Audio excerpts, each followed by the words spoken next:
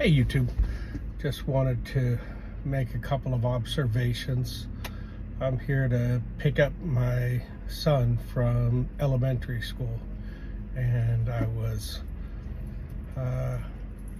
just reflecting what a privilege it is. And maybe it shouldn't be a privilege, but it is, because most people have to work, you know, and I have the ability to pick my child up from elementary school in the middle of the day.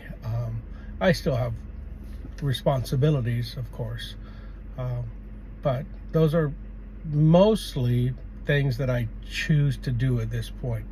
And the reason for that is our rental real estate portfolio. Having cash flowing assets is just amazing. I did just go to the bank and transferred money from the account that I collect rents to a bank that has the mortgages, so they'll be paid, and every month those mortgages pay down. So, you know, most months those properties slowly appreciate, sometimes faster, sometimes slower, but every month we pay the mortgages, and the balances go down. And by doing that, you know, I get thousands of dollars richer every month. So find a way to get on the property ownership ladder as soon as you can. Buy an appreciating asset that cash flows. If you don't own your own home, as soon as you can, find a way to save up for a down payment. A down payment can be as little as 3% or 3.5% for an FHA, which is Federal Housing Authority mortgage. That used to be called the first-time home buyers, but it doesn't matter if you've owned a home before, just as long as you don't have an FHA mortgage now. There are, of course, guidelines you have to meet, but you can get an FHA mortgage for 3.5% down. So if you don't have your first property, really consider buying. Don't try to buy your dream property, because almost certainly the first property you buy won't be a dream property. What it can be, though, is a step to your dream home.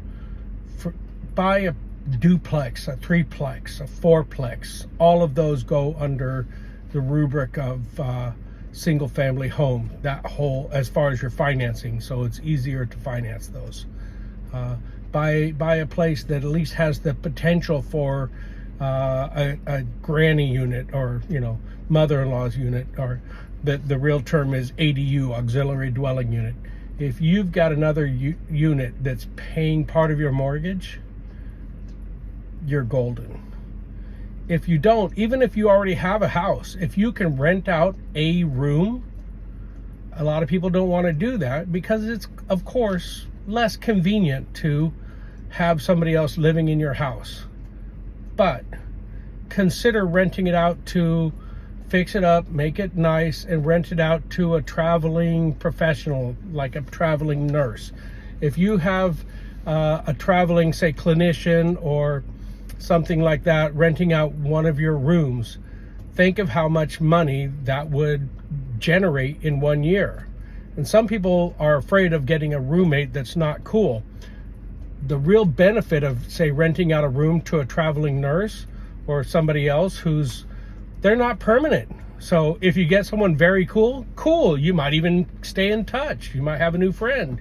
If you get someone who's less cool, well, in 30, 60, 90 days, whatever the contract is, that person's gone, and you can just move on, bank the money, save up for your next, rental property. Enjoy a little bit of that money, right? Because that's income. Enjoy a little bit of it, but save most of it for your next investment. You have to save and invest. I think rental real estate is maybe the best way to invest. But I mean, if you're great at tech or something and you can pick stocks or something like that, or start a business. That's also viable. Owning a real good, successful business will certainly propel you into wealth faster than anything else. But a lot of businesses are not successful. Most fail. Rental real estate doesn't really fail unless you overextend yourself and can't make the mortgages or something like that. That's very easy to avoid because you've got income. People need housing. If you do the analysis correctly, you should be fine. So get on the property real estate ladder and start scaling up. Buy your first duplex or your first single family home with an ADU, or buy a 3-plex or 4-plex, live in one unit, start saving for the next one. If you do that, you'll probably be financially free in less than 10 years.